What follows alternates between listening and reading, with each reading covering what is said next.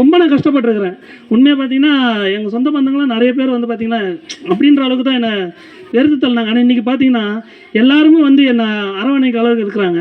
ஆனால் தேவனை நான் எந்த அளவுக்கு தேவனை நான் ருசிச்சனோ என் சொந்த பந்தங்கள் வந்து என்னை தேடி வர அளவுக்கு தேவன் மாற்றினார்.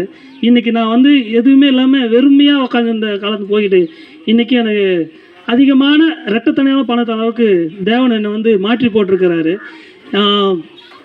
அது மட்டும் இல்லை, தேவனை வந்து நீங்களும் அதேமாரி வந்து தேவனை நீங்களும் ருசித்து பாருங்கள். உங்களோட கடன் தொல்லையிலேருந்து, கஷ்டங்கள்லேருந்து, செய்வினையிலேருந்து எல்லாமே வந்து உங்கள் வாழ்க்கையிலேருந்து மாற்றி போடுற ஒரே ஒரு தெய்வம் யாருன்னு கேட்டிங்கன்னா நம்ம இயேசு கிறிஸ்துவனை மட்டும்தான். அவரால் முடியாத காரியம் எதுவுமே இல்லை. தேவனை நீங்கள் நம்பி வாங்க, ஆண்டவர் உங்களை கண்டிப்பாக நிச்சயமாக ஆசீர்வதிப்பார். சகோதர சகோதரிகளே, இன்றைக்கு இயேசு கிறிஸ்துவை பற்றி உங்கள்கிட்ட சுவிசேஷாரியருக்கு வந்திருக்கோம். தேவன் வந்து பார்த்திங்களா நமக்காக ரத்தம் சிந்திருக்கிறாரு. நம்ம பாவத்து நிமித்தமாக அவர் சிலுவை சுமந்திருக்கார். நம்ம அக்கிரமத்து நிமித்தமாக அவர் வந்து உயிர் விட்டுருக்காரு. 3ஆம் நாள் நமக்காக உயிரோடு எழுந்து வந்திருக்கார். இன்றும் நம்ம கூட வந்து தேவன் வாழ்ந்து கொண்டு தான் இருக்கிறாரு. அவரை நம்ம ருசித்து பார்க்கணுன்னா தேவனை நம்ம அறிஞ்சு கொள்ள வரும். முதல்ல வந்து தேவன் அவர் ஜீவனை கொண்டு நம்ம பாதுகாத்துருக்கார். எவ்வளவோ மிருகங்கள் மத்தியிலையும் பார்த்தீங்கன்னா மனுஷன் மொத்தம் வந்து பார்த்தீங்கன்னா ஒரு அதிசயமாக வாழ்ந்துக்கிறார்.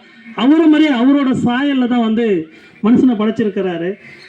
அது மட்டும் இல்லை, எல்லாத்தோட மிருகங்களையும் கூட பார்த்திங்கன்னா நம்ம வந்து 6 அறிவு வச்சு படைச்சிருக்கிறாரு. மிருகங்களை அடக்கி ஆள்ற ஒரு இதுத்தை கூட நம்ம ஒருவருக்கு மட்டும்தான் கொடுத்துருக்கிறாரு. நமக்காக மறிச்ச தேவனை நம்ம அறிஞ்சிக்கொள்ளணும். நம்ம வீட்டில் எவ்வளவோ சமாதானம் இல்லாமல் இருக்கும், துன்பங்கள், துயரங்கள், கஷ்டங்கள், நிறைய பண கஷ்டங்கள் இருக்கும்.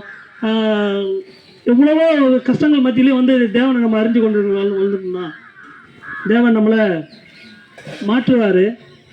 ஒரு செய்வினை, பில்லு, சூனி, ஏவல் இந்த வாழ்க்கை வாழ்ந்து கொண்டு இருக்கும்போது நமக்கு தெரியாது. ஆனால் தேவனை நீங்கள் நேசிக்க ஆரம்பிச்சிங்கன்னா அந்த ஏவல், பில்லு, சூனி எல்லாமே நம்ம வீட்டை விட்டு வெளியே போக ஆரம்பிக்கும். நம்ம வீட்டில் வந்து எல்லாமே வந்து விடுதலை ஆரம்பிக்கும். கணவன் மனைவிக்குள்ளே சண்டை நடக்கிறத கூட நீங்கள் தேவனை அறிஞ்சு கொள்ளுங்க. உங்கள் வீட்டில் சமாதானம், கணவன் மனைவி ஒற்றுமையாக இருப்பீங்க, பிள்ளைங்க கூட ஒற்றுமையாக இருப்பீங்க.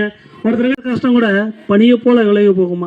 அந்த அளவுக்கு தேவன் வந்து பார்த்திங்கன்னா நம்மளுக்காக வந்து அவர் மனம் இறங்குற தேவன். நம்ம எவ்வளோ தப்பு பண்ணிட்டு இருந்தாலும் ஏசப்பா என்னை மன்னிச்சிடுங்க அப்படின்னு ஒரு வார்த்தை சொன்னால் போதும், அவர் மன்னிக்கக்கூடிய ஒரு தேவனாக இருக்கார். மனுஷன் கூட இன்றைக்கி பார்த்தீங்கன்னா நீ ஒரு தப்பு செஞ்சுட்டா நான் ஏன்டா உன்னை மன்னிக்கணும், நான் ஏன்பா உன்னை மன்னிக்கணும் அப்படின்னு அவர் தகப்பனுக்கிட்ட கூட சண்டை போட்டா கூட நீ யாருப்பா என்னை கேட்க, நீ யாருப்பா என்னை மன்னிக்க அப்படின்லாம் கூட கேட்பான்.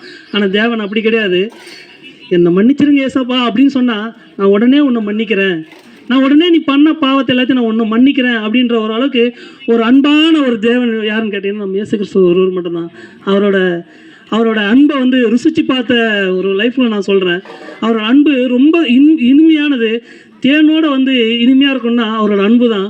அவர் வந்து ஏற்றுக்கொண்டு அவர் ருசித்து பாருங்கள். அனுதினமும் அவருக்காக ப்ரேயர் பண்ணி பாருங்கள்.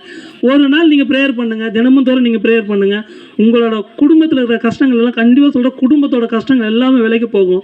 எல்லாமே வந்து இன்றைக்கி வந்து நீங்கள் ₹1 சம்பாதிக்கிறீங்கன்னா நீங்கள் ப்ரேயர் பண்ணி அனுதினம் ப்ரேயர் பண்ணுங்கள். உங்கள் வாழ்க்கையே மாறும். ஒரு ரெட்டத்தனையான பலன் சொல்லுவாங்க. இன்றைக்கி ₹1 இருக்கிற வாழ்க்கையில் நாளைக்கு உங்களுக்கு ₹100 கூட வந்து நிற்கிற அளவுக்கு தேவன் உங்களை மாற்றி போடுவார்.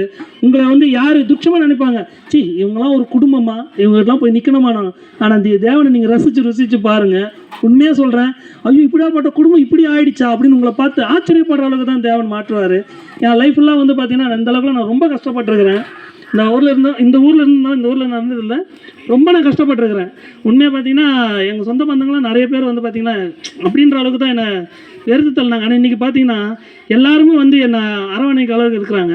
ஆனால் தேவனை நான் எந்த அளவுக்கு தேவனை நான் ருசிச்சனோ என் சொந்த பந்தங்கள் வந்து என்னை தேடி வர அளவுக்கு தேவன் மாற்றினார்.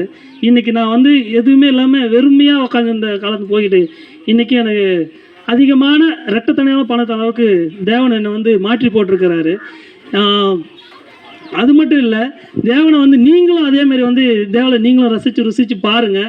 உங்களோட கடன் தொல்லையிலேருந்து, கஷ்டங்கள்லேருந்து, செய்வினையிலேருந்து எல்லாமே வந்து உங்கள் வாழ்க்கையிலேருந்து மாற்றி போடுற ஒரே ஒரு தெய்வம் யாருன்னு கேட்டிங்கன்னா நம்ம இயேசு கிறிஸ்துவனை மட்டும்தான். அவரால் முடியாத காரியம் எதுவுமே இல்லை. தேவனை நீங்கள் நம்பி வாங்க, ஆண்டவர் உங்களை கண்டிப்பாக நிச்சயமாக ஆசீர்வதிப்பார். உங்களுக்காக இப்போ நான் ஜெபிக்கிறேன்.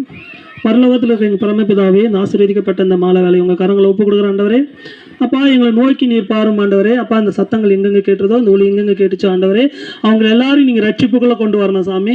அப்பா, எல்லாரும் மனசுலேயும் ஆண்டவரே, அப்பா கருப்பாக இருக்கிற இருள் அகற்றி ஆண்டவரே, நீர் ஒளியாக அந்த இடத்துல வந்து வாழ்ந்து கொண்டிருக்கிறீங்க அப்பா. எல்லாரும் வீட்டில் இருக்கிற பில்லிசுன்னு ஏவல் எல்லாத்தையும் இயேசுவின் நாமத்தினால இப்பொழுதே எல்லாம் விலகி போகட்டும் ஆண்டவரே. ஒருத்தர் மனசுலேயே ஆண்டவரே சமாதானத்தை கொடுக்கணும் ஆண்டவரே. அப்பா, ஒவ்வொரு வீட்லேயும் சந்தோஷத்தை உண்டு பண்ணணும் ஆண்டவரே.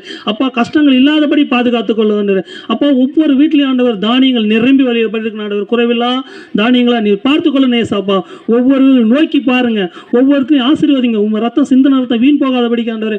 ஒவ்வொருத்தரையும் ஆண்டவரை பாவ சேற்ற மூலி இருக்கிற ஒவ்வொருத்தரையும் ஆண்டவரை கழுவி நீங்க சுத்திகரிய மேசாப்பா. அப்பா அப்பா கொடிய வியாதியில் இருக்கிறவங்க எல்லாத்தையும் நீ இன்றைக்கே விடுதலை தரணும் ஆண்டவரே.